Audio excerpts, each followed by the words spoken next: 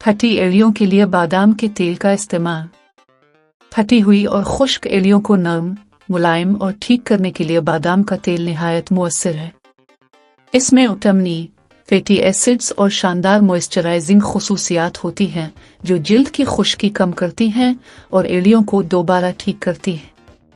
जिल्द को गहराई तक मॉइस्चराइज करता है, एड़ियों को नरम, मुलायम और चमकदार बनाता है। खुश्की, जलन और दर्द कम करता है।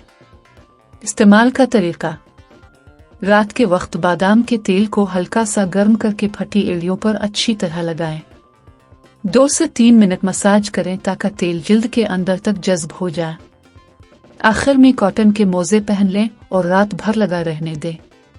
बेहतरीन नताइज के लिए अमल रोजाना दोहराएं।